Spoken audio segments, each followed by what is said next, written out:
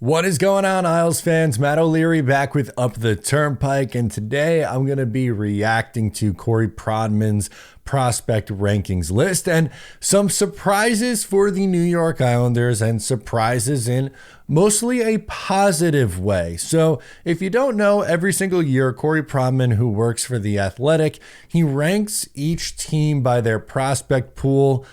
For each one of the teams, he ranks the prospect in there, but then there's the overall rankings and how they compare to each team. And over the last few years, the Islanders have been very much so towards the bottom of this list. For instance, last year they were 30th in the NHL. There are 32 teams in the NHL, so they were a bottom three prospect pool. This year we saw a pretty significant jump as they moved from 30 up to 25. Now, is anyone victory lapping 25th best prospect pool? No, but the good news is there was obviously an influx of talent after a strong 2024 NHL draft class from Lou Lamoriello and the New York Islanders. So what I wanted to do today, the rankings were just put out this week. I wanted to go through and discuss the top four in Prodman's rankings, what they project as and what that means for the New York Islanders. So this one's not a surprise. Cole Eiserman comes in as the number one player in the Islanders prospect pool. He was taken 20th overall by Lou Lamoriello and the New York Islanders, and he projects as a bubble top line player, according to Corey Prodman. High-end shot, above average puck skills. Prodman raves about Eiserman's shot. And as I mentioned, he thinks he's a top six guy at the next level, maybe even a top line player. And I think some Islanders fans are a little bit nervous about the evaluation on Cole Eiserman because it doesn't feel like all that long ago. We were very excited about Oliver Wahlstrom, who the Islanders took in the top half of the first round in 2018, who had an excellent shot, but unfortunately was never able to round out his game and really get going at the next level.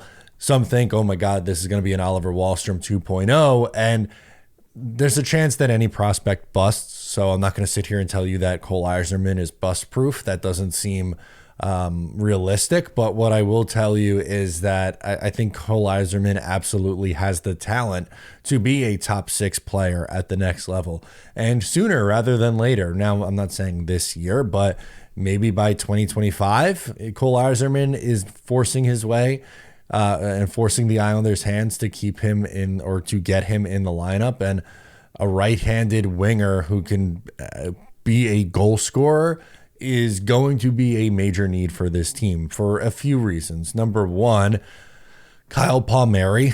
Whatever you think about Kyle Palmieri, the reality is he was a 30 goal scorer last year and is relied upon in a top six role on this team. He has 1 year remaining on his contract. I personally don't think it would be wise to re-sign him. I think at this point in his career, he's going to be in his early 30s. Let him walk after the year and hope to replace either internally or have an upgrade at that spot. And Eiserman coming in and adding some youth to the top six would be something that's the Islanders haven't done since they added Matthew Barzal in 2017-18. I mean, I'm trying to think of the last time the Islanders had a young player come in and be a top six guy. I guess Anthony Beauvillier, but he, I guess, technically started a year earlier than Matthew Barzal, and his inconsistencies never really made him a legit top six option in my mind. But once again, kind of getting off topic here, but Cole Eiserman with his shot coming in at number one, not a surprise. The number two prospect I did think was a surprise, and that's Marcus Gidloff, who was actually the second goalie the Islanders drafted in 2024. They drafted a kid out of the KHL earlier in the draft, but he is listed as the number two prospect in this system. Young kid. He's huge, 6'6", but Prodman cites that he moves well for his size. And the part that stood out to me is he thinks that he has the traits to be a starting goalie in the next level. Now, obviously, the Islanders have Ilya Sorokin, who is entering the first year of an 8-year deal.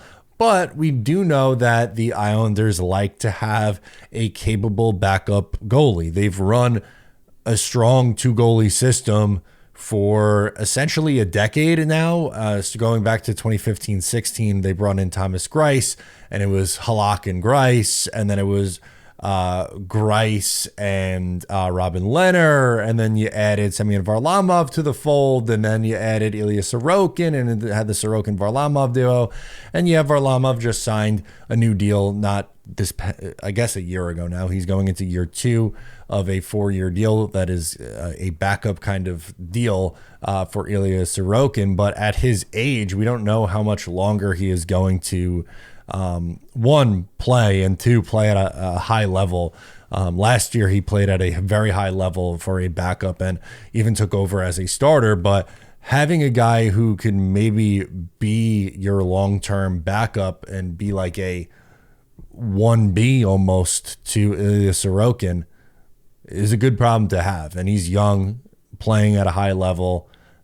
Excited about his development. We'll see what happens there. Danny Nelson comes in at number 3, a second-round pick from a couple years ago, projected as a third-line center. Now, for me, I think Danny Nelson has some second-line upside. That would be really, really nice if he turns into a second-line player for the Islanders. I don't think he's ever going to be a top-line player, but I do think he's a center. There's some debate on whether, these guys, most of the forwards come in as centers and then end up moving to the wing later in their development. But I do think Danny Nelson could play center at the next level. But even if he is a third-line center, getting a cheap upgrade on J.G. Pageau in a couple of years could really be huge for this team. It's for a long time we've talked about the Islanders needing an influx of youth. And if Danny Nelson, we already talked about Cole Eiserman, but if Danny Nelson could come in as a second rounder and just be solid third line guy on the cheap, add some youth, I think that would be classified as a win. The last guy that I wanted to talk about, number 4, who is someone who was listed as like the last guy who is an NHLer. The rest is kind of have a chance to be an NHLer, but Jesse Pulkkinen came in at number 4. Good compete level is something that gets raved about for him. He's not a fantastic skater, which I wasn't surprised to hear that when you look at his size, 6'6", 219 pounds. Like, he's not going to be the fastest guy out there on the team, but his projection is a third pair of defensemen. And while that's not like super flashy, obviously, that's useful. That's obviously a very useful thing to have for the New York Islanders and just for any team. Like, you need guys who can come in and play third pair minutes. Unfortunately, the last crop of like mid-round picks for the Islanders on the defensive side of the puck just haven't really been able to pan out. Samuel Bolduc, I'm losing hope by the minute for. Robin Salo didn't work. There's Kalodelius is still TBD, but the Islanders add another one in Jesse Pulkkinen. The Islanders add another one in Jesse Pulkkinen, who ends up jumping up on this list. Now, Samuel Bolduc also graduated, and same with Simon Holmstrom from this list, so they're not eligible to be considered prospects anymore. But this is the Islanders' top 4. They look like they are trending in the right direction in the prospect pool. Again, they're not going to be confused for a while as a team with a great prospect pool, but is it vastly improved from where they were last year and the couple years prior to that? Yes. It'd be nice if they could start cashing in on some of this young talent and get them developed and playing at the next level. Guys, that's going to do it for me in this video. Please make sure to subscribe if you're new. I'll catch you next time. If you like that, make sure to subscribe to Up the Turnpike on Patreon for more exclusive New York Islanders content.